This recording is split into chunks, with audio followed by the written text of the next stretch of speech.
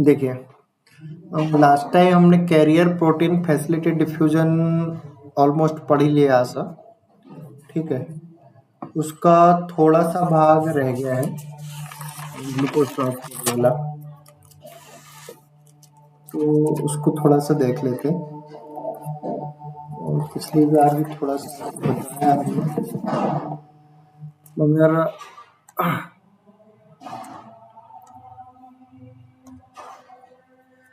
ठीक है, carrier protein के बारे में आपको सारी चीजें पता चल गई हैं।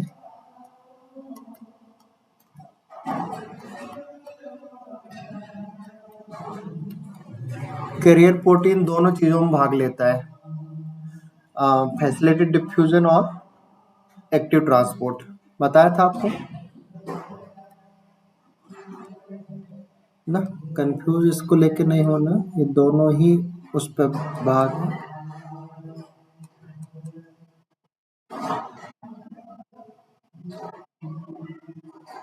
चैनल के टाइप थे वो चैनल्स थे ना। ये कैरियर प्रोटीन है।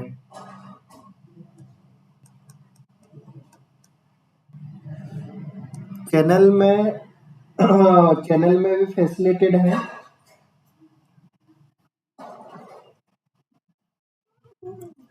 मैकेनिकल वाले में कुछ नहीं है, मैं थोड़ा सा लिखा दूंगा, छूट गया तो दिमाग से ही निकल गया वो, तो उसको लिखवा दूंगा मैं ना।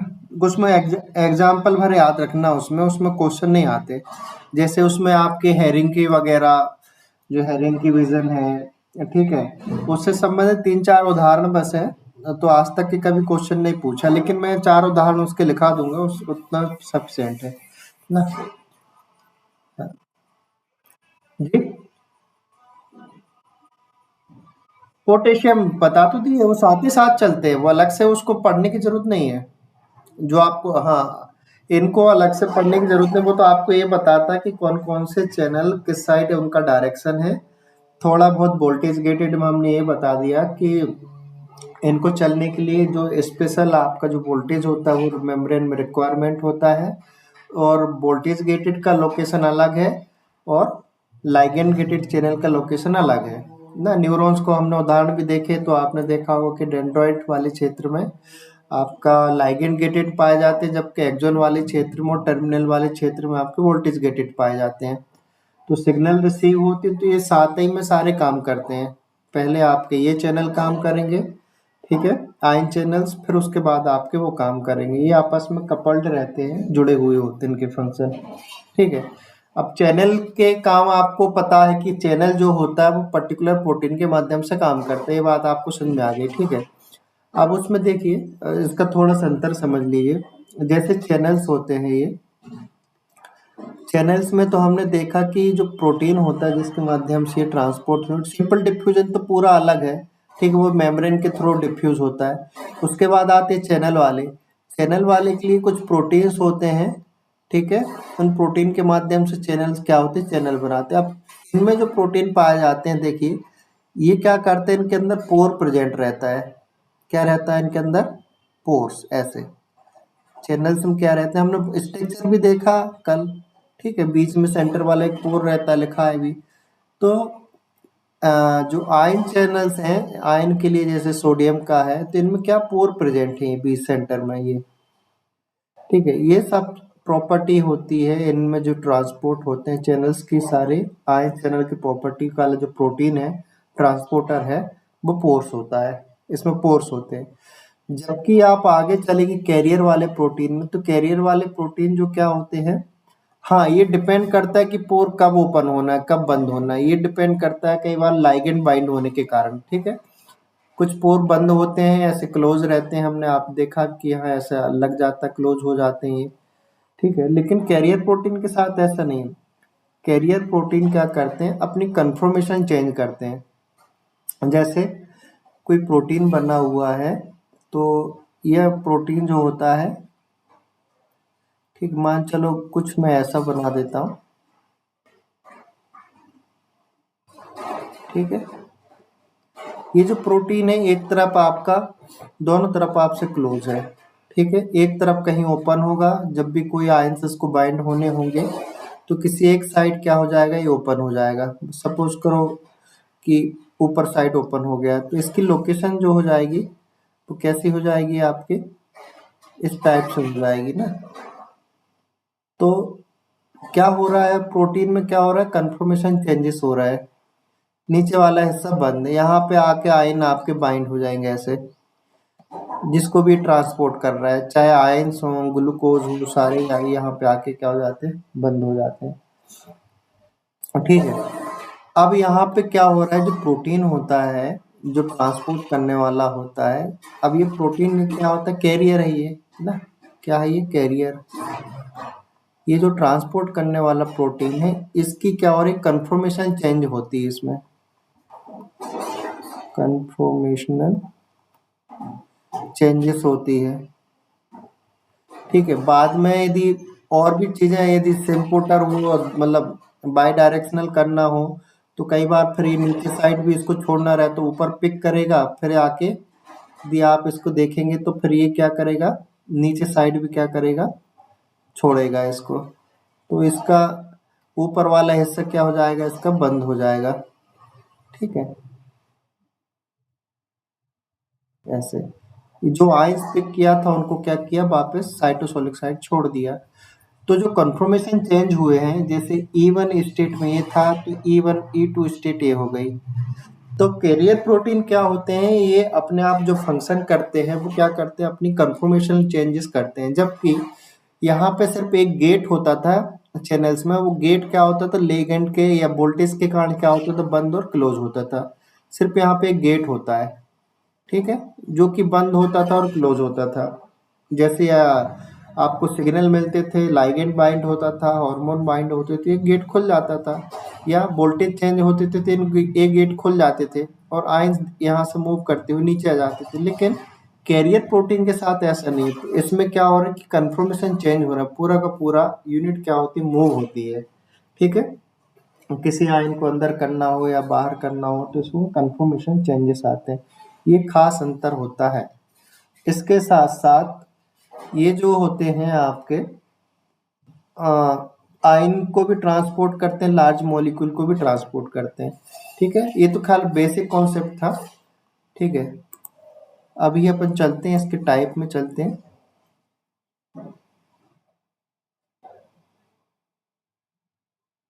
ठीक है, इतना समझ में आ गया, कन्फर्मेशन चेंजेस होते हैं इनमें ना। देखिए, अब इसमें हमने कहा कि ये कैरियर प्रोटीन जो होते हैं ये भी फैसिलिटेड डिफ्यूजन करते हैं, मतलब बिना एटीपी के रिक्वायरमेंट के भी ये काम करते हैं। ठीक है, फैसिलिटेड डिफ्यूजन करेंगे और एक्टिव ट्रांसपोर्ट भी करते हैं, हमने लिखा चुका है पहले ये बात ना, एक्टिव ट्रांसपोर्ट भी करते हैं। ठीक है, एक्टिव ट्रांसपोर्ट पे हमने आपको बताया दो टाइप के होते हैं ये। ठीक है, एक्टिव ट्रांसपोर्ट कितने टाइप के होते हैं, दो टाइप के। पहला होता है primary active transport,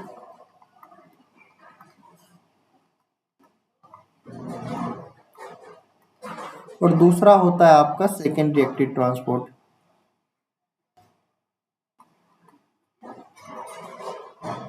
secondary active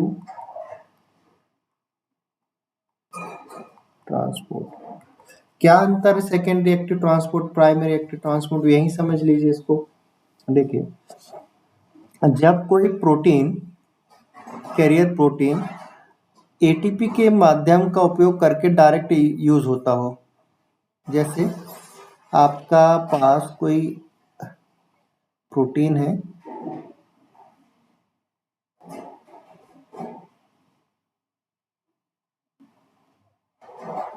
ठीक है, और ये जो प्रोटीन है किसका उपयोग कर रहा है, एंजाइम भी रहता है एक प्रकार का ये।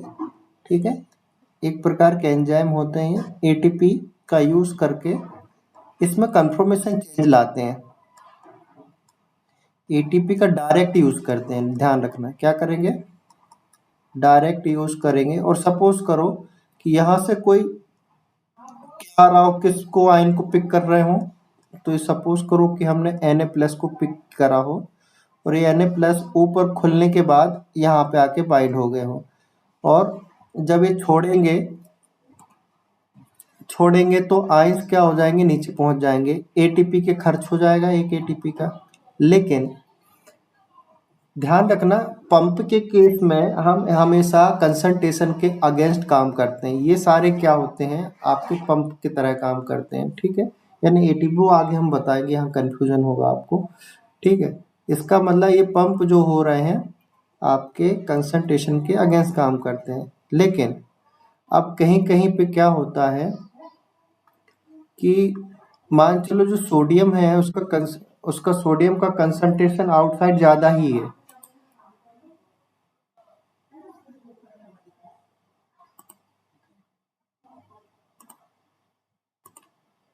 ठीक है। सोडियम का कंसंट्रेशन आपका ज़्यादा ही है, तो कई बार क्या होता है, इस सोडियम के कंसंट्रेशन का उपयोग कर लिया जाता है। मान चलो Na+ यहाँ पे ज़्यादा है और आपको ग्लूकोज का भी ट्रांसपोर्ट करना है, क्या करना है, ग्लूकोज को भी अंदर लाना है। तो सेकेंड रिएक्टर ट्रांसपोर्ट में क्या होता है, इसका जो कंसंट्रेशन है आपको मालूम है कि ऊपर साइड क्या है आपका ज़्यादा है, यहाँ पे Na+ की संख्या ज़्यादा है और इसको ट्रांसपोर्ट होना है तो बड़े आसानी से क्या करेगा, प्रोटीन के माध्यम से। यहाँ पे इस तरह की फिजियोलॉजी नहीं होगी, ध्यान रखना है, इसकी काम करने का तरीका यहाँ पे अलग होगा। ये ट्रांसपोर्टर की तरह काम करते हैं। सेकेंडरी एक्टिव ट्रांसपोर्ट मतलब कि डायरेक्ट एटीपी का यूज नहीं करेंगे, क्या करेंगे, ये ग्रेडियंट का उपयोग करेंगे। यहाँ पे ग्रेडियंट क्या है, आपके कंसंट्रेशन सोडियम की ज़्यादा रहती है, अंदर कम रहती है, और आपको ग्लूकोज भी लाना है। तो ग्लूकोज क्या होता है, यहाँ ग्लूकोज की कंसंट्रेशन होती कम, यहाँ पे ग्लूकोज की कंसंट्रेशन होती कम और यहाँ पे होती ज़्यादा। अब ग्लूकोज की कंसंट्रेशन के अकॉर्डिंग तो मूव नहीं कर सकता, क्योंकि इसके पास ऐसा कोई चीज़ नहीं है जो कंसंट्रेशन के साथ साथ ये मूव करता हो, ग्लूकोज ऐसा नहीं होता, ठीक है। तो इसको ट्रांसपोर्ट करने के लिए ग्लूकोज आपका कम कंसंट्रेशन से ग्लूकोज हाई कंसंट्रेशन में कैसे आए, अब यहाँ पे कंसंट्रेशन हाई है, तो वो क्या करता है, इस सोडियम का कंसंट्रेशन का उपयोग करके, यानी इलेक्ट्रोकेमिकल ग्रेडियंट का उपयोग करके, जैसे ही सोडियम अंदर आएगा, ठीक है, जैसे ही सोडियम अंदर आएगा, इसके साथ साथ क्या करेगा, ग्लूकोज मौका देख लेगा, जैसे कि सोडियम अंदर जा रहा है वो इसके साथ साथ अटैच हो जाएगा और वो भी आ जाएगा। तो कहने का अर्थ है कि ग्लूकोज के पास यहाँ तक आने की व्यवस्था नहीं थी, ठीक। तो उसने क्या किया, सोडियम का सहारा लिया, सोडियम के कंसंट्रेशन ग्रेडियंट का सहारा लिया और उसके साथ साथ ये अंदर आ गया। तो सोडियम भी अंदर आए और ग्लूकोज भी अंदर आ गया, तो इसको बोलते हैं सेकेंडरी एक्टिव ट्रांसपोर्ट, ठीक है। क्या बोलते हैं इसको, सेकेंडरी एक्टिव ट्रांसपोर्ट बोलते हैं, इसमें कि कंसंट्रेशन ग्रेडियंट का उपयोग करते हैं। इसमें डायरेक्ट एटीपी नहीं लगती, ठीक है। ये तो दो तरीके के हो गए। अब देखिए फैसिलिटी डिफ्यूजन भी एक तरीके का है, इसमें भी क्या होगी, एटीपी नहीं लगेगी। एटीपी की रिक्वायरमेंट क्या होगी, यहाँ पे नहीं होगी, ठीक है। एटीपी की रिक्वायरमेंट इसमें नहीं होती फैसिलिटी डिफ्यूजन में, ठीक है। दूसरी बात, जो भी सब्सटेंस है, ठीक है, वो कैसा मूव करेगा, सब्सटेंस का जो मूवमेंट है वो कैसा रहेगा, अलोंग द कंसंट्रेशन ग्रेडियंट, ठीक है। सब्सटेंस का मूवमेंट कैसा रहेगा, अलोंग द कंसंट्रेशन ग्रेडियंट, मतलब हाई से लो की तरफ। अब यहाँ पे देखिए एक्टिव सेकेंड एक्टिव ट्रांसपोर्ट को कर रहा है, तो ग्लूकोज को हमने कहाँ से किया, लो से हाई की तरफ ट्रांसपोर्ट करा। कई बार हमको ऐसी जरूरत पड़ जाती है, क्यों पड़ जाती है, ताकि ये इक्विलिब्रियम क्या रहे, मेंटेन रहे, ठीक है। उसी तरीके से फैसिलिटेड डिफ्यूजन में क्या होता है कि इसको भी हाई से लो की तरफ करा जाता है। लेकिन ध्यान रखना, अब यहाँ पे आयंस भाग नहीं लेंगे, क्योंकि आयंस के लिए या तो आपके पास क्या बचा है, अब प्राइमरी एक्टिव ट्रांसपोर्ट बचा है, या फिर आयंस के लिए क्या था आपका आयन चैनल, आयंस के लिए क्या था आपका, आयन चैनल था, तो आयन चैनल यहाँ नहीं काम कर रहे हैं और प्राइमरी एक्टिव ट्रांसपोर्ट भी नहीं है, तो अभी किसको ट्रांसपोर्ट करेगा, तो ये जो ट्रांसपोर्ट कर रहा है आपके ग्लूकोज मॉलिक्यूल को, किसको मॉलिक्यूल को करता है, ये ग्लूकोज के मॉलिक्यूल को ट्रांसपोर्ट करता है। ठीक है, ग्लूकोज के मॉलिक्यूल्स को क्या करता है, ट्रांसपोर्ट करता है। और ग्लूकोज के मॉलिक्यूल को ट्रांसपोर्ट करने के लिए इसके पास रहते हैं स्पेशल ट्रांसपोर्टर, स्पेशल क्या रहते हैं, ट्रांसपोर्टर होते हैं, जिनको हम बोलते हैं ग्लूट, GLUT। ये थोड़ा सा हमने पहले आपको बता दिया था, बताया था ना इसके बारे में, थोड़ा सा ग्लूट के बारे में लिखाया भी था आपको। ठीक है, तो यहाँ पे देखना है आपको कि पहला अपन फैसिलिटी डिफ्यूजन देखते हैं। फैसिलिटी डिफ्यूजन में आपने कैरियर प्रोटीन वाला ना ध्यान रखना, फैसिलिटी डिफ्यूजन आयन चैनल का भी होता है ना,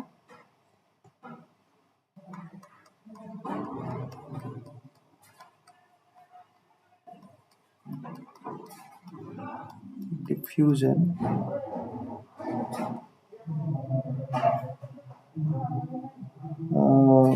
क्या कैरियर प्रोटीन ना,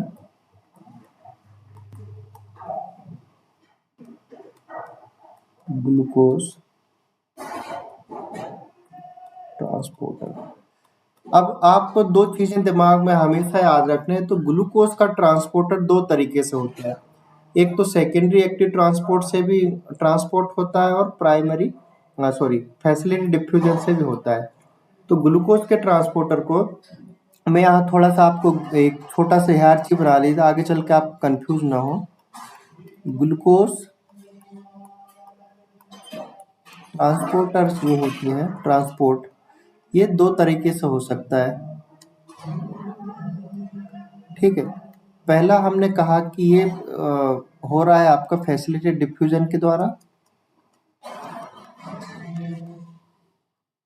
एक अलग से जगह नोट बना के आप लिख लीजिए, ताकि आपको कहीं क्वेश्चन बना भी दें तो आप कंफ्यूजन ना हो।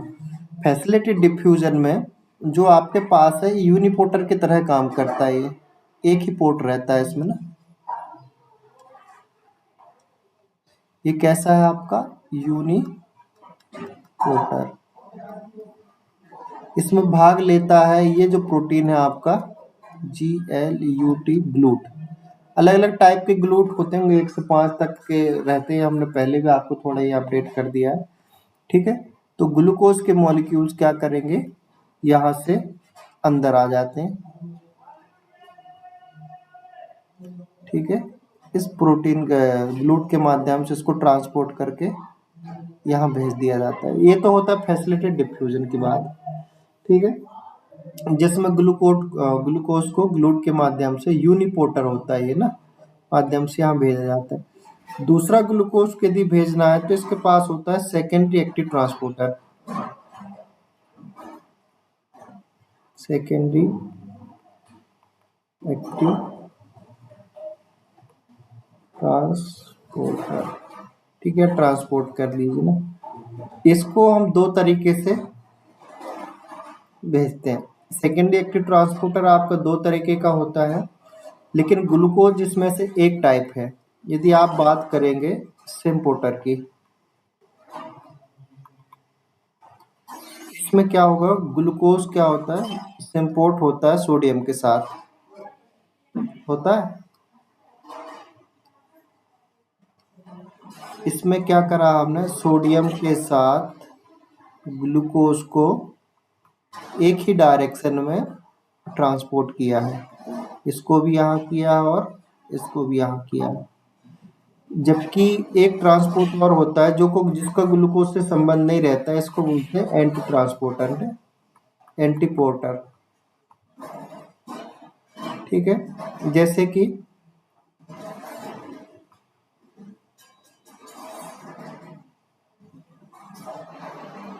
क्लोरीन आयन का अंदर आना, और SCO3 का हमने पढ़ा भी रखा है, SU3 का बाहर जाना।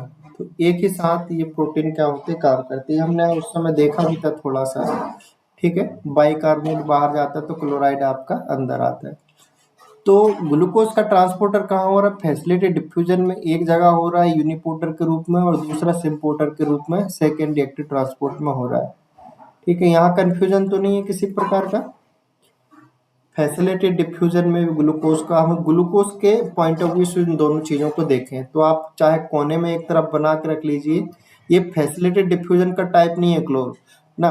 ग्लूकोज ट्रांसपोर्ट फैसिलिटी डिफ्यूजन का टाइप नहीं है, इसमें दोनों टाइप भी है। सेकेंड एक्टिव ट्रांसपोर्ट में भी ग्लूकोज भाग लेता है और सिंपल डिफ्यूजन। बस यहाँ पे फैसिलिटी डिफ्यूजन में ध्यान रखना, सिर्फ ग्लूकोज भाग लेता है, सिर्फ ग्लूकोज का ट्रांसपोर्ट होता है, और सिम्पोर्टर में सोडियम के साथ ग्लूकोज का भी होता है, ठीक है। तो हम वापस आते हैं कि फैसिलिटी डिफ्यूजन जो है आपका, वो हमने आपको बता दी कि कंसंट्रेशन ग्रेडियंट के साथ होता है, अलोंग होता है ना। तो आपका जो फैसिलिटी डिफ्यूजन है,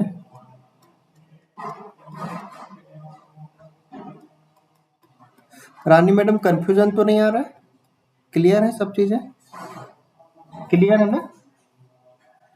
हाँ, ठीक है। फैसिलिटी डिफ्यूजन में हमने आपको बता दिया कि ग्लूकोज का ना,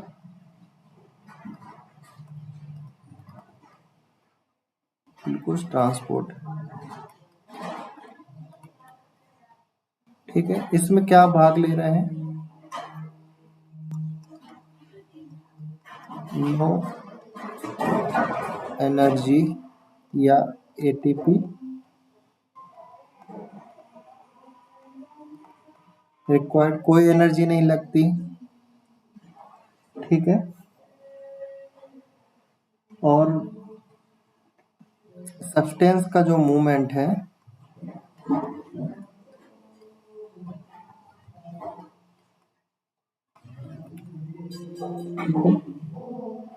अलोंग द कंसंट्रेशन ग्रेडियंट के साथ होता है ना।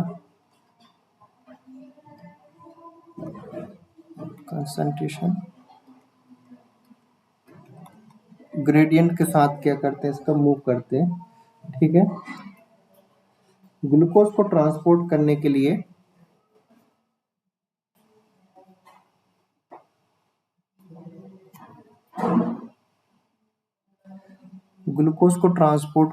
लिए आपका ट्रांसपोर्टर होता है ना।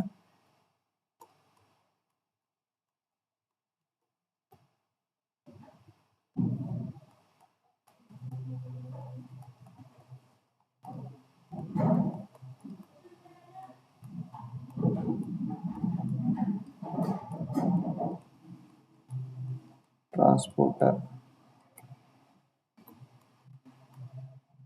नॉन HGLUT, ग्लूट, ठीक है। ग्लूट प्रेजेंट होते हैं। अब ये जो ट्रांसपोर्टर होते हैं, ठीक है,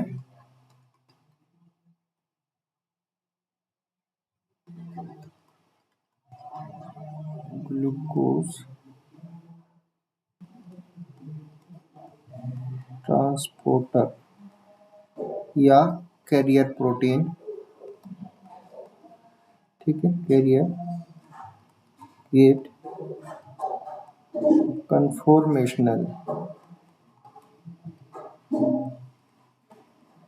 चेंज, यानी E1 से E2 में ये क्या हो जाएंगे, चेंज होंगे, कन्फर्मेशन चेंजेस इसमें आएंगे, ठीक है। देखिए किस तरीके से आते हैं।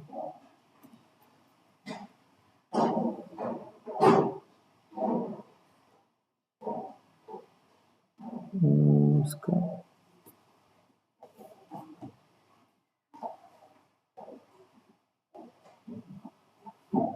हाथ से बना देता हूँ मैं।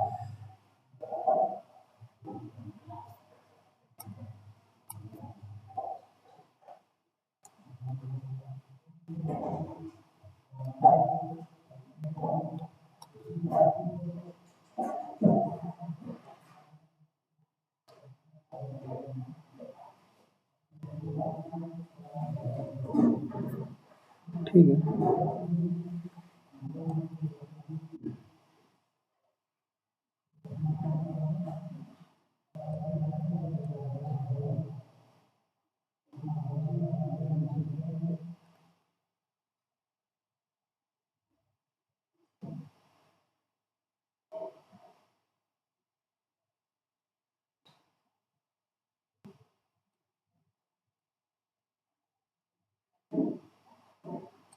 देखिए, ये ग्लूकोज का एक ट्रांसपोर्टर है, ठीक है।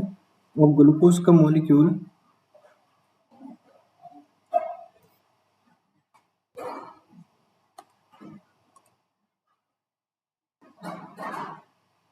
ऐसे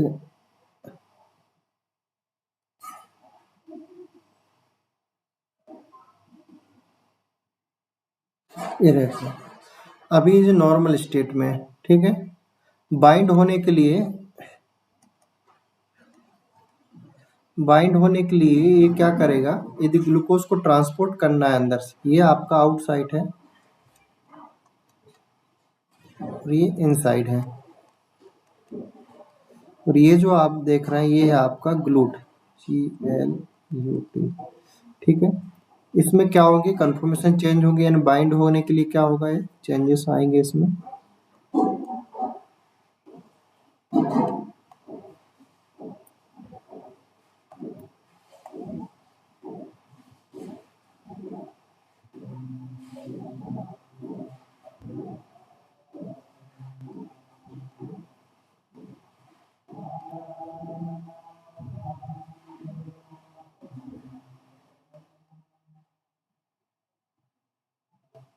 ठीक है, ऐसी स्थिति में क्या होंगे, यहाँ पे क्या हो जाएगा, ग्लूकोज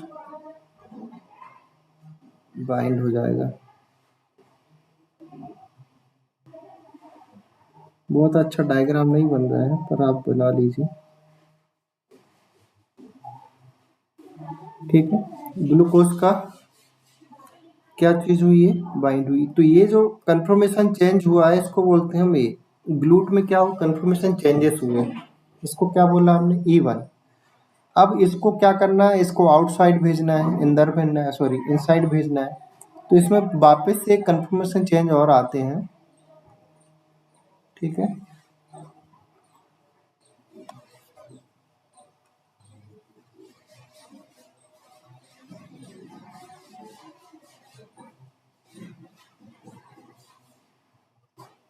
एक कंफर्मेशन चेंज और आए तो इसने क्या किया, ग्लूकोज को मॉलिक्यूल को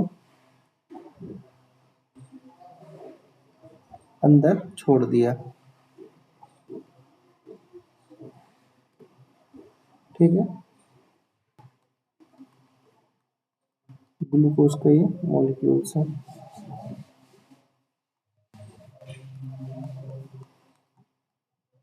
ठीक है।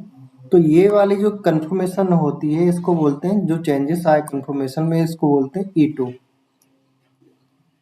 ये आपका E2 हुआ। तो क्या चेंजेस आ रहे हैं, इसको ट्रांसपोर्ट करने के लिए, ग्लूकोज को यहाँ तक भेजने के लिए कंफर्मेशन क्या हुई, चेंज हुई है, ठीक है। और ये जो दिखाई दे रहा है आपको, ये क्या आपका यूनिपोर्टर है, क्या है ये, यूनिपोर्टर मतलब एक ही डायरेक्शन में क्या कर रहा है, ये पोलर लिख दिया, सॉरी।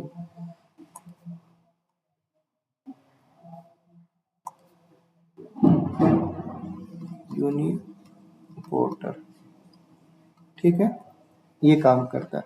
अब ग्लूट जो है ये भी बहुत सारे टाइप का होता है। ग्लूट के बारे में थोड़ा सा हम बात करते हैं।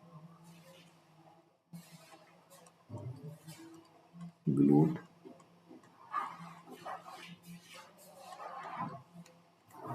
हमने आपको पहले भी बताया था कि ये आपको जगह जगह मिलते हैं। ग्लूट की फैमिली होती है 1 से लेके ग्लूट हो सकते हैं 5 तक ना, ग्लूट 5 तक ये होते हैं, ठीक है। तो ग्लूट ट्रांसपोर्टर आपके 5 होते हैं, तो इसको आप लिख लीजिए GLUT, ठीक है।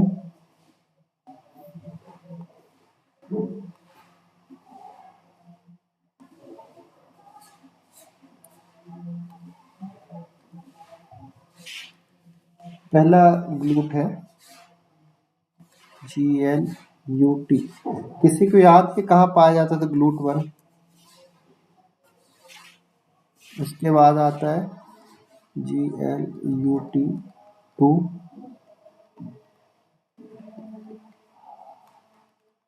GLUT3,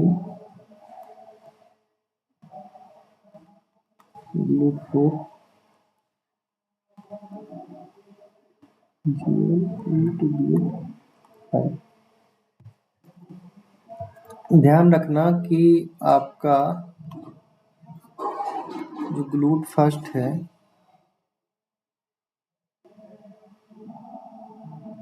ये आपका आरबीसी की मेम्ब्रेन है ना, आरबीसी में प्रेजेंट रहता है। आप ऐसा इसको याद रखिए। कहाँ रहता ग्लूट फर्स्ट आपका? इरेथ्रोसाइट में ना, आरबीसी या इरेथ्रोसाइट, ठीक है। दूसरा आता है आपका हाँ, ये लिवर में रहता है ना, तो मैं ऐसा सिंबॉलिक कुछ बना लीजिए आप, ठीक है। ये होता है लिवर में, ठीक है।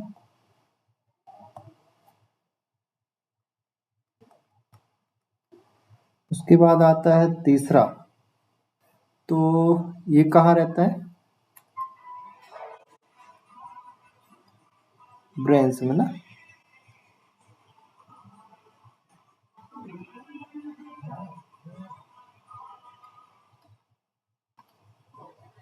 ठीक है। क्या रहता है आपका? ब्रेन में ना, न्यूरॉन्स में, ओके। न्यूरॉन्स में आपका रहेगा। उसके बाद GLUT4 आ गया आपका, ठीक है। तो ये आपको दिखाई देता है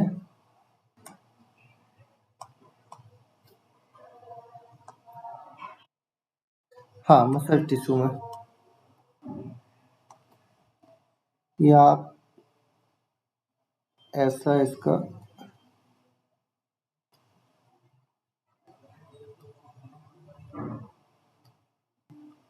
ठीक है, हाथ पैरों की मसल्स आप चाहे तो ऐसा बना सकते हैं, ठीक है। ये जो है आपके स्केलेटन मसल्स ना, यहाँ लिख लेते हैं,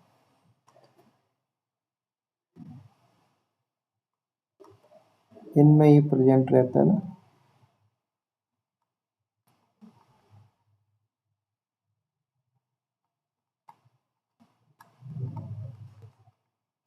स्केलेटल मसल्स में और एडिपोज टिश्यू में भी ये रहता है,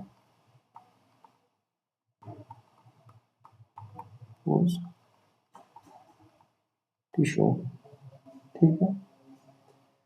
और ये जो रहता है GLUT5 ये रहता है इंटेस्टाइन में, ठीक है। तो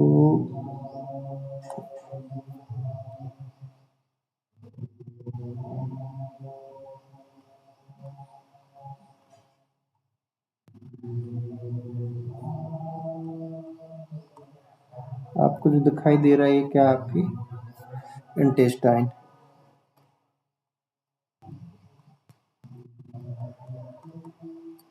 ठीक है।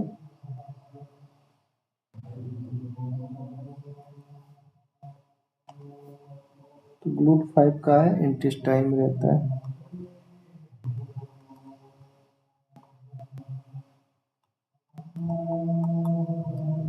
ठीक है। अब ये आपके बहुत इंपॉर्टेंट है, कौन से लोकेशन किसका कहाँ है ये आपको पता होना चाहिए ना, तो काफी इंपॉर्टेंट है ग्लूट के बारे में। अब दूसरी बात देखिए, इसका ट्रांसपोर्ट भी बहुत इंपॉर्टेंट है।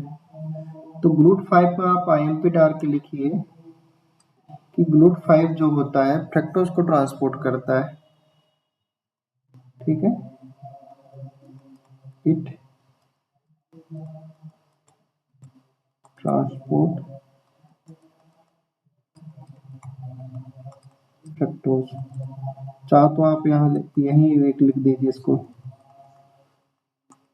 एक मात्रा ऐसा है जो ग्लूकोज के अपना जो दूसरा फॉर्म होता है एल्डिहाइड फॉर्म होता है उसको क्या करते हैं, ट्रांसपोर्ट करता है। तो ये आईएमपी हो जाता है क्योंकि अनयूजुअल चीज़ें हैं इस पे, ठीक है। और इसके बाद ग्लूट 4 में भी एक आईएमपी लिखिए ना। आईएमपी पॉइंट क्या है, ये इंसुलिन डिपेंडेंट होता है। इंसुलिन ये भी पूछा जाता है, कैसा होता है, इंसुलिन डिपेंडेंट होता है ये। तो ये आईएमपी है काफी ना, वेरी आईएमपी डालिए, पूछा जाएगा कि कौन सा इंसुलिन इंडिपेंडेंट, तो ग्लूट 4 आपका, ठीक है।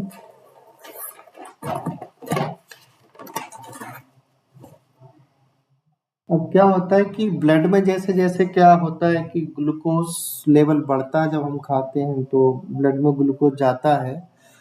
तो ब्लड में ग्लूकोज जाने के बाद आपको पता है कि इंसुलिन का सिक्रेशन होने लगता है, ब्लड में ग्लूकोज का लेवल बढ़ता है तो इंसुलिन का क्या करते हैं, सीक्रेट करने लगते हैं।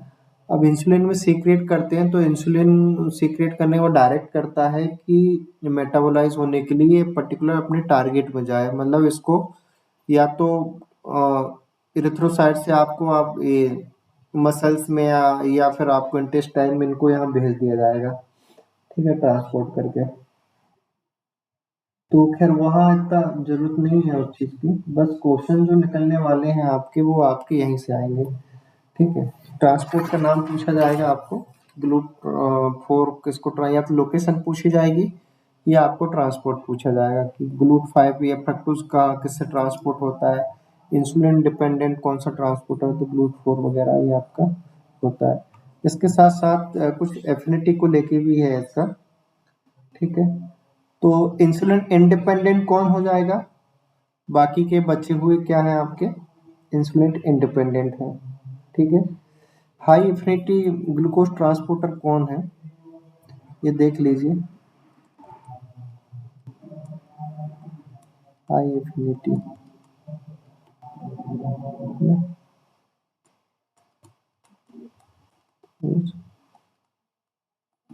ट्रांसपोर्टर, ये आपका दिखाई देता है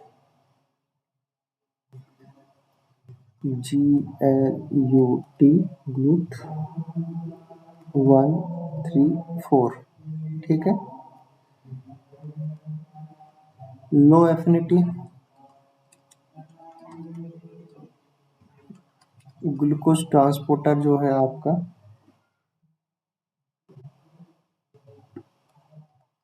GLUT, ग्लूट 2 और 5। ब्रैकेट में इस चीज को थोड़ा और ध्यान रखना, ठीक है। इंसुलिन डिपेंडेंट आपको याद रखना है 4 होता है, ठीक है। यहाँ चाहो तो आप यहाँ भी लिख सकते हो इसको थोड़ी सी जगह में, इंसुलिन डिपेंडेंट, ठीक है, कौन होता है आपका, ग्लूट 4 होता है।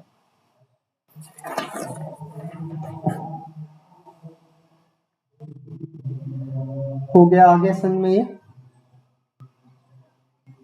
सभी को।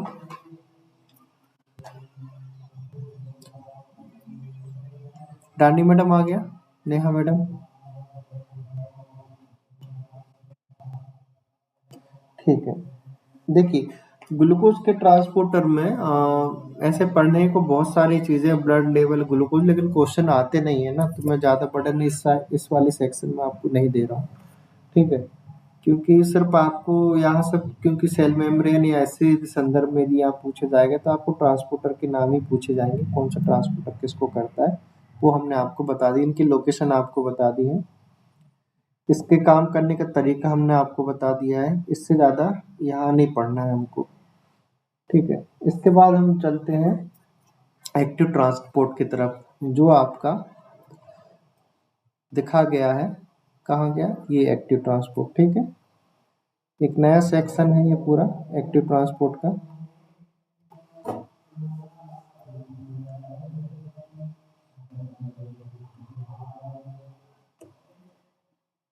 हम देखते हैं क्या active transport.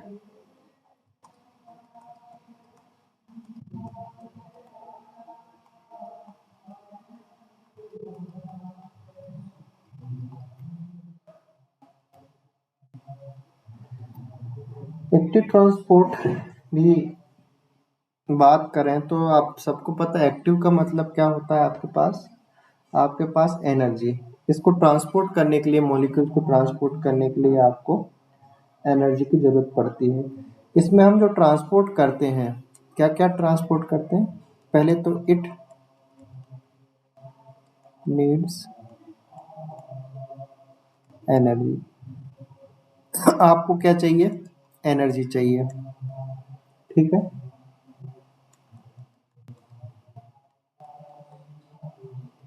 It transport ions, ठीक है, लार्ज मॉलिक्यूल,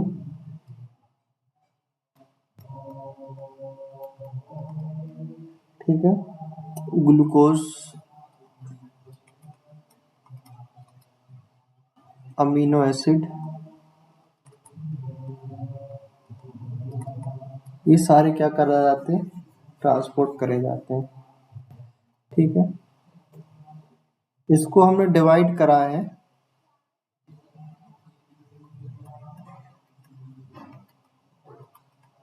टू टाइप में।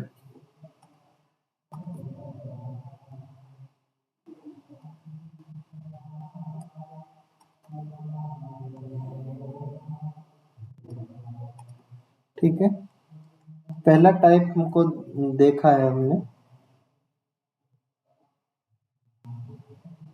प्राइमरी एक्टिव ट्रांसपोर्ट में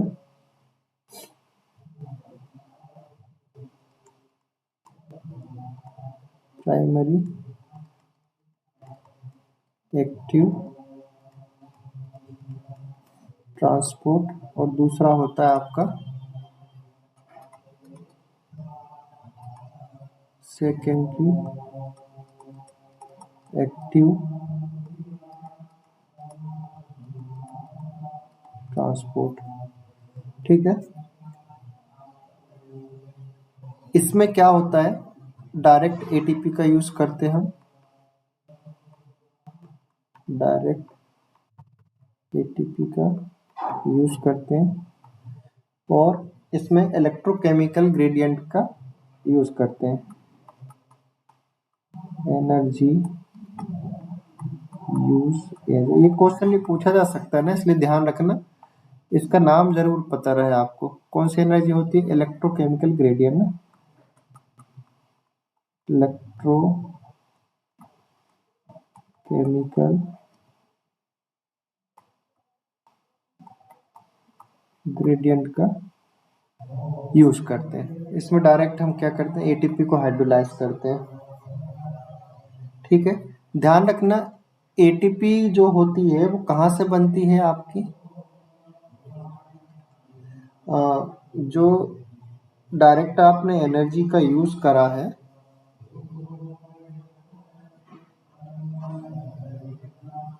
ठीक है, उससे बनती है, इसको लिखने की जरूरत नहीं है, ठीक है।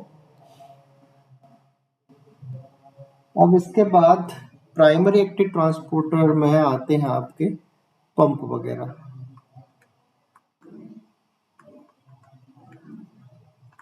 क्या आते हैं इसमें, पंप्स आते हैं, ठीक है। और सिम्पोर्टर को सेकेंडरी एक्टिव ट्रांसपोर्ट के हमने आगे पढ़ेंगे, इसको अलग से डिवाइड करेंगे, ठीक है, यहाँ करना ठीक नहीं है। अब पंप की तरफ देखते हैं हम ना, इसमें हमने डिवाइड कर लिया है आपने प्राइमरी एक्टिव टाइप को, और आपका एक टॉपिक भी पंप को लेके, वहाँ आपने इसको कर दिया। अब यहाँ पे देखिए,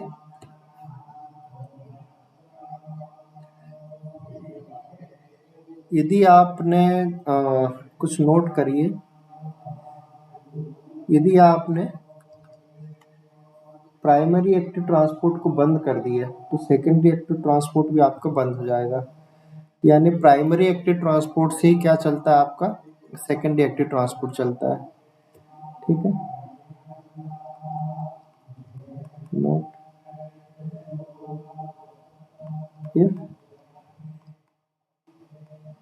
क्योंकि यहीं से क्या बनती है, जनरेट होती है इलेक्ट्रोकेमिकल ग्रेडियंट। कौन जनरेट करता है, यहाँ लिख लीजिए तो कंफ्यूज ना हो, जनरेट इलेक्ट्रोकेमिकल ग्रेडियंट। तो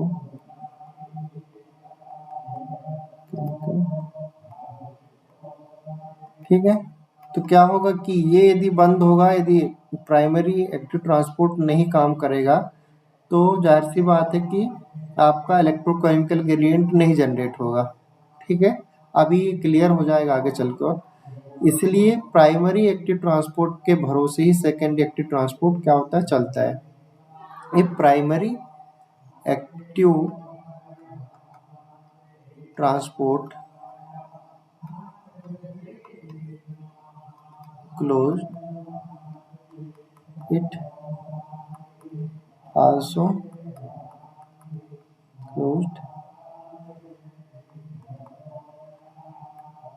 सेकेंडरी एक्टिव ट्रांसपोर्ट, ये भी बंद हो जाएगा। क्यों बंद हो जाएगा, अभी हम देखेंगे इसको। ठीक है, ये क्या हो जाता है, बंद हो जाता है। ठीक है, अब पंप के बारे में याद रखते हैं ना। प्राइमरी एक्टिव ट्रांसपोर्ट में पहला हमारा टॉपिक है आपका पंप का।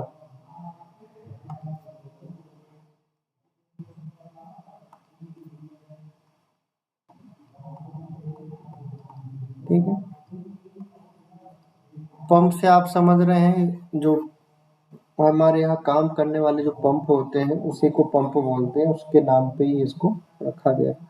पंप का मतलब ये होता है कि कम कंसंट्रेशन, मतलब बायोलॉजिकल लैंग्वेज में कम कंसंट्रेशन ग्रेडियंट से हम क्या करते हैं, आयंस को हायर कंसंट्रेशन ग्रेडियंट की तरफ ढकेलते हैं इनको। ठीक है, उसके लिए हमको, क्योंकि हम अपोजिट जा रहे हैं उसके, जैसे आप कोई पानी बह रहा है, पानी बह रहा है और मछली जो है पानी के साथ ना तैरते हुए किसके तरफ तैर, अपोजिट तरफ तैर रही है, मतलब पानी की धारा के विपरीत। तो पानी का फ्लो तो दूसरी तरफ है, लेकिन मछली जो तैर रही है वो उसके अपोजिट। तो जाहिर सी बात, उसको कितनी एनर्जी चाहिए, बहुत ज़्यादा एनर्जी चाहिए। या आप ऐसे उदाहरण से समझ लेते हैं कि यदि साइकिल, या आप कुछ साइकिल बचपन में चलाए हो, तो आप साइकिल को यदि घाट से चलाने की कोशिश करेंगे ढलान की तरफ, तो आपको एनर्जी लगाने की ज़रूरत ही नहीं पड़ेगी, साइकिल ऑटोमेटिक क्या होगी, मूव करेगी। ठीक है, क्योंकि वहाँ का जो स्लोप है वो आपको सपोर्ट कर रहा है उस चीज़ को। ठीक है, लेकिन यदि आप घाट में साइकिल चलाएंगे तो आपको पेडल और एनर्जी मारनी पड़ेगी।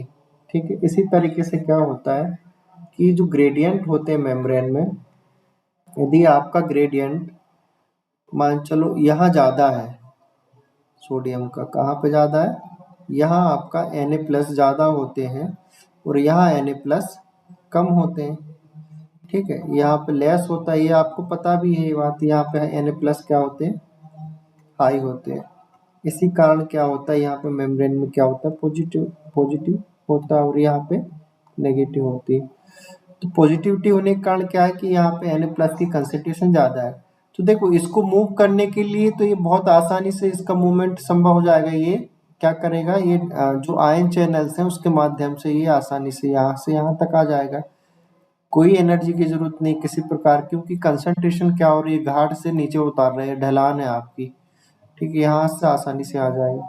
लेकिन अब यहाँ से इसको यहाँ भेजना है ऊपर, क्योंकि आपको जो इक्विलिब्रियम है उसको भी तो मेंटेन करना है ना। यदि कंटिन्यू यहाँ से यहीं आने लगेंगे तो फिर गड़बड़ काम हो जाएगा। हालांकि ये तब तक फ्लो होते हैं तब तक कि ये बराबर ना हो जाए, और इनको बराबर हमको करना नहीं रहता मेम्ब्रेन, क्योंकि तब तो चार्ज का बैलेंस रहेगा। जो मेम्ब्रेन की पोलराइजेशन है वो किस पे डिपेंड है, यहाँ पे प्लस चार्ज है और यहाँ पे नेगेटिव, तो इसको मेम्ब्रेन को मेंटेन करना रहता है। इसीलिए क्या करते हैं, इसको एक पंप के माध्यम से जो वहाँ पे N+ आ चुके हैं इनको क्या करा जाता है, बाहर भेजा जाता है। अब यहाँ पे Na+ की कंसंट्रेशन कम है और वैसे ही आप हायर कंसंट्रेशन की तरफ भेज रहे हैं, तो Na+ को यहाँ से यहाँ तक पहुँचाने के लिए आपको क्या चाहिए, ATP चाहिए। ATP चाहिए और ये पर्टिकुलर एंजाइम के माध्यम से ही परफॉर्म होती है। ये काम एंजाइम के माध्यम से करते हैं इसलिए कुछ कुछ जैसे उदाहरण के तौर पर हम देखें तो सोडियम और पोटेशियम एटीपीज एक अच्छा खासा उदाहरण देखने को मिलता है, इसी को हम पंप बोलते हैं। चूंकि ये यहाँ से सोडियम को तो भेजते हैं लेकिन 2K+ भी ये एंटर करा देता है, ठीक है।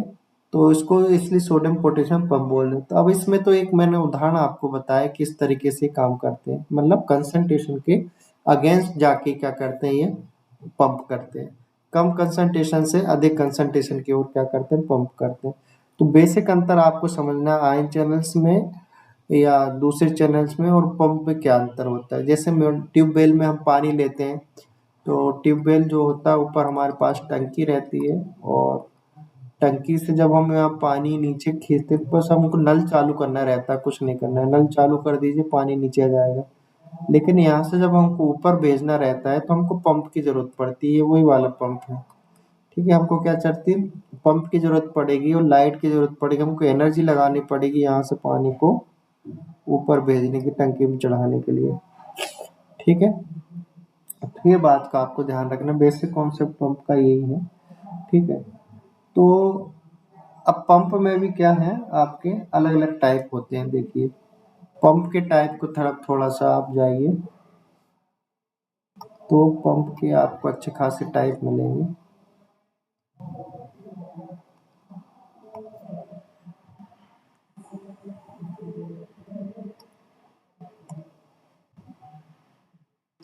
ठीक है, ये जो पंप के टाइप हैं इसको आप थोड़ा सा ध्यान से समझिए। इन पंप को हमें अलग अलग टाइप, और ये जो टाइप दिखाई दे रहा है ये टाइप लोकेशन के अकॉर्डिंग है, काम करने के तौर तरीके सबके एक ही हैं, ठीक है। अलग अलग जगह पाए जाते हैं तो उनके अलग अलग नाम दिए गए हैं। जैसे पहला टाइप है आपका, इसको बोलते हैं पी टाइप। पहला क्या बोलते हैं, पी टाइप। पी का फुल फॉर्म होता है फॉस्फोरिलेशन पंप, फॉस्फोराइलेशन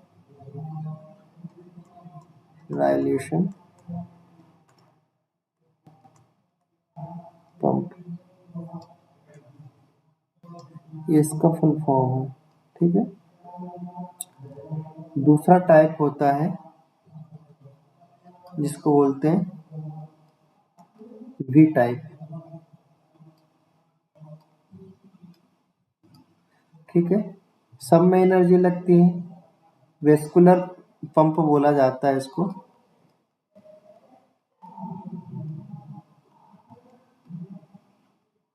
वी से मतलब वेस्कुलर ना। तीसरा टाइप होता है एफ टाइप।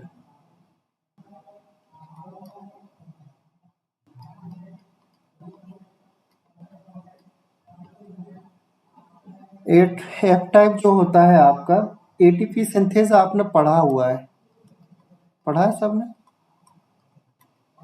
एटीपी जो सिंथेस होता है उसमें एफ एफ F0 और एफ जो आपका रहता है एटीपी सिंथेसिस, आपने माइटोकॉन्ड्रिया और क्लोरोप्लास्ट में पढ़ा है, ये वही वाला है ना, वहाँ जो पंप चलते हैं उस मेम्ब्रेन में, उसका ही बात कर रहे हैं, ठीक है।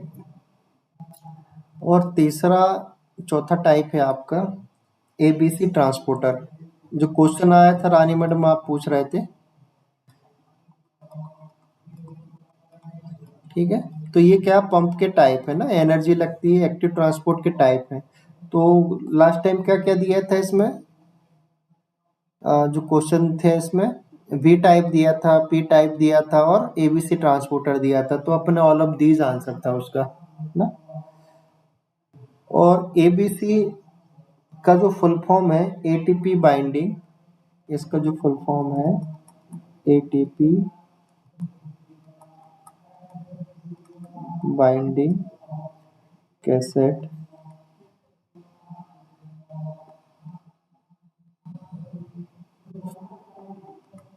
एटीपी बाइंडिंग कैसेट ट्रांसपोर्टर,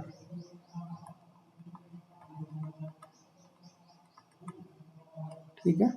ये इसका क्या है, पूरा नाम है।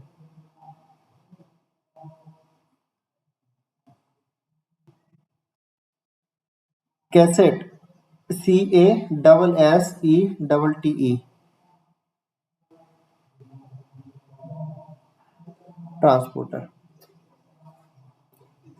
ठीक है,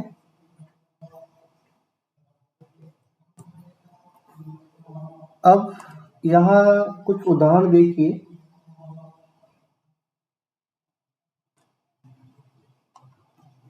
ये जो आपको दिखाई दे रहा है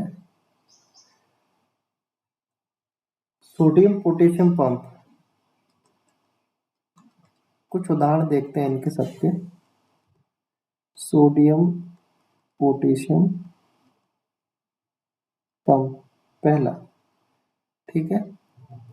इसी को हम कई बार क्या कह देते हैं, ब्रैकेट में लिख लीजिए, सोडियम पंप भी कह देते हैं, तो कंफ्यूज नहीं होना, सोडियम पंप भी कह देते हैं। और ये प्रेजेंट रहता है आपके नर्व सेल्स में, दिखेंगे ये।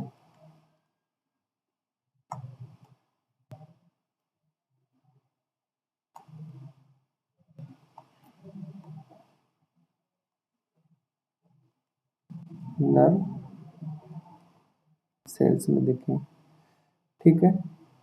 दूसरा आपका उदाहरण है आपका, ये है कैल्शियम पंप।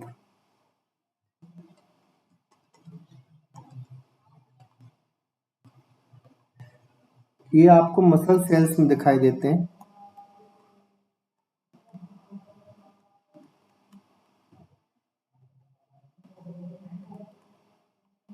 ठीक है। तीसरा आपका इसमें उदाहरण H+K+ पंप, H+K+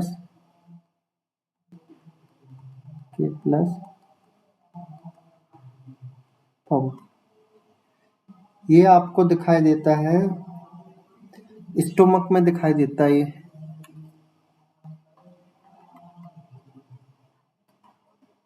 एसिडिफिकेशन करते हुए, एसिडिफिकेशन करते हुए ये दिखाई देता है आपको, ठीक है। लिख लिए, ये आपके उदाहरण है ना पी टाइप के। तो कभी भी पी टाइप के आप उदाहरण भी पूछ ले तो आपको ध्यान रखना, पी टाइप आपका नॉर्मल पंप होता है, सामान्यतः ये मेम्ब्रेन में आपको दिखाई देंगे, ठीक है। जो नॉर्मल मेम्ब्रेन होती है उसमें आपको दिखाई देंगे। लेकिन वी का मतलब वेस्कुलर होता है, जैसे लाइसोसोम वगैरह हो गए, वैक्यूल वगैरह हो गए, ठीक है। ये वी से वेस्कुलर, वेस्कुलर का ट्रांसपोर्ट क्या होता है, यदि आप उसका पूरी वो देखें, उसका एंडोमेम्ब्रेन सिस्टम में यदि आपने देखा होगा तो अपन ने लाइसोसोम पढ़ा है, देखा है आपने, वेस्कुलर में ये वैक्यूल देखा है, ये सारे बी टाइप की ही कैटेगरी के आते हैं, ठीक है। उसके बाद दूसरा आपने माइटोकॉन्ड्रिया देखा है, क्लोरोप्लास्ट देखा है, तो इसमें एफ टाइप का आ जाएगा। और एबीसी ट्रांसपोर्टर तो कॉमन है, मतलब ये बहुत सारी जगह मॉलिक्यूल को वो करते हैं। तो आपसे इनके उदाहरण भी पूछते हैं, तो इनको उदाहरण भी आपको तो अच्छे से ध्यान रखना है, ठीक है। इसके उदाहरण देखिए क्या है, प्रोटॉन पंप है, ये भी यहाँ पे एक प्रोटॉन पंप है।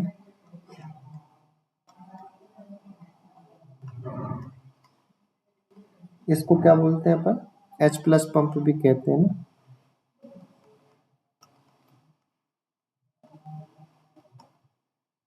ठीक है।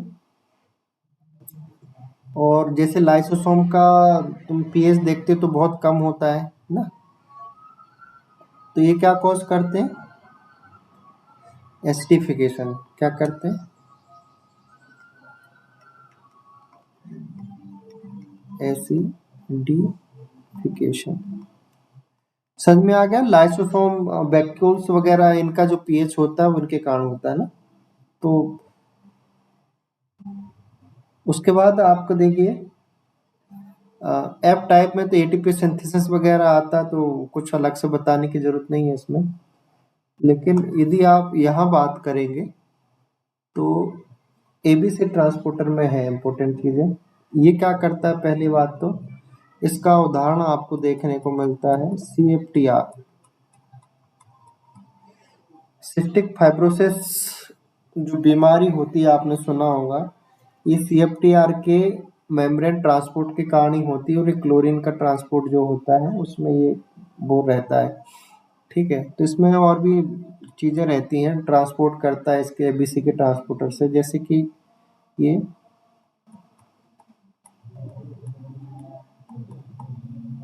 ड्रग वगैरह, ठीक है, लिपिड वगैरह, टॉक्सिन्स वगैरह, इन सब को क्या करता है, ये ट्रांसपोर्ट करता है। ठीक है, अब लिख लिया ये सभी ने ना? ये देखो, इतना चार्ट ही अपने आप में बहुत इंपॉर्टेंट, क्वेश्चन बन जाएंगे ना बहुत सारे। ठीक है, इतना चार्ट ही अपने आप में बहुत इंपॉर्टेंट होता है। आप पी टाइप के बारे में थोड़ा देखते हैं।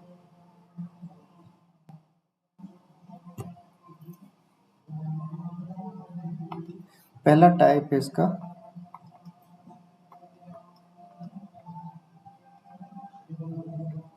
P type.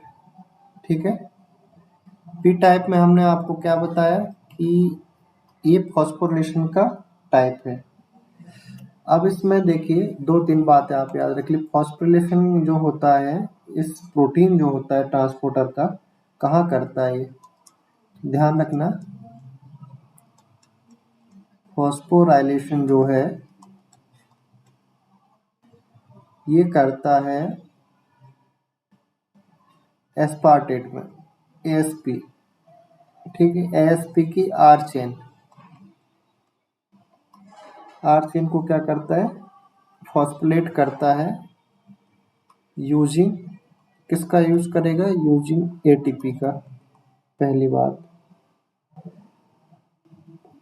ठीक है, फॉस्फोरिलेशन के बाद डिफॉस्फोरिलेशन आ जाएगी, जब आयन पूरी तरीके से क्या हो जाएंगे, ट्रांसपोर्ट हो जाएंगे, तो क्या हो जाएगा, डिफॉस्फोरिलेशन हो जाएगा।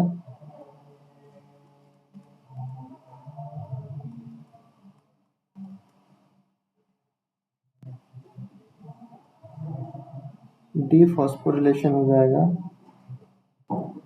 आफ्टर आयन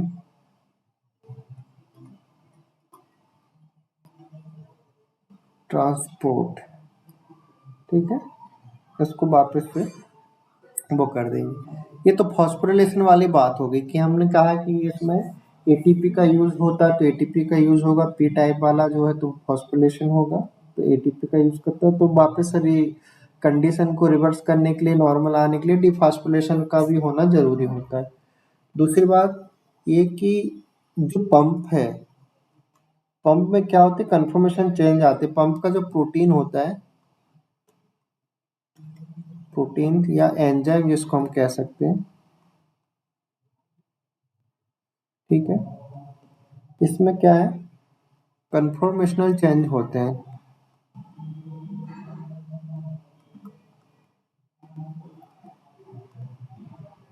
जैसे उसमें होते थे उसी तरीके से इसमें भी होंगे।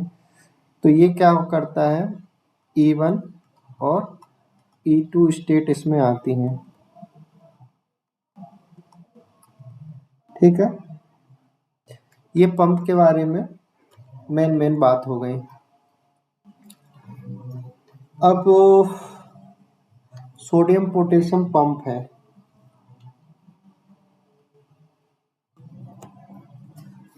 नल आ गए तो थोड़ा सा मैं कम ही पढ़ाऊंगा, अभी ना मेरे को पानी भरना पड़ेगा।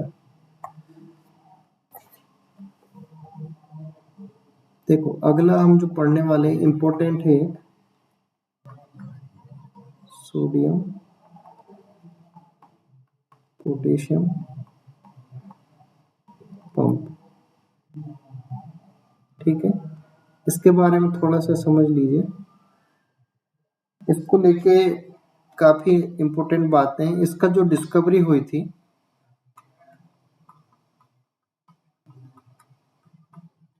इसको डिस्कवर किया गया था, एक साइंटिस्ट थे जेनेस क्रिश्चियन सेको करके। इम्पोर्टेंट है, पूछा जाते हैं इनके बारे में ना। जेंस, क्रिश्चियन,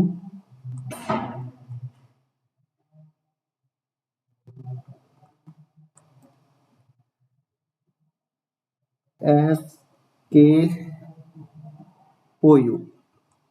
ये इम्पोर्टेंट साइंटिस्ट। इन्होंने क्या किया था, इस पंप को डिस्कवर्ड किया था। और ये कहाँ डिस्कवर्ड किया था, तो ध्यान रखना, जो क्रैब होता है, जो क्रैब होता है, क्रैब मतलब केकड़ा, ठीक है, क्रैब के नर्व सेल्स में डिस्कवर किया। नर्व सेल्स में क्या किया, इसको डिस्कवर्ड किया, और लगभग इनको एंड इनको नोबेल प्राइज भी मिला। लगभग 1972 की बात होगी, अप्रोक्स, डेट कंफर्म नहीं है, देख लेना इसको, ऐसे के आसपास है लगभग ना। तो बात सिर्फ इतनी है कि ये किसके कहाँ डिस्कवर्ड हुआ और किसने किया, नोबेल प्राइज तो मिला ही है, तो सन इतना इम्पोर्टेंट नहीं है, लेकिन एक बार चेक कर लेना, ठीक है। तो कहाँ डिस्कवर किया, क्रैब में डिस्कवर किया, और किन्होंने डिस्कवर किया, जेनस, क्रिश्चियन, सोकू। तो किसी को एक नाम याद रख लीजिए, चाहे तो आप सोकू याद रख लीजिए या जेनस, ये दो याद रख लीजिए, ठीक है। तो तिम काम हो जाएगा आपका, तो काफ़ी इम्पोर्टेंट है ये। और एक बात और ध्यान रखना इस पंप के बारे में, कि ये एब्सेंट होता है, हाँ, प्रेजेंट इन एनिमल सेल, और एब्सेंट होता है प्लांट और बैक्टीरिया सेल में।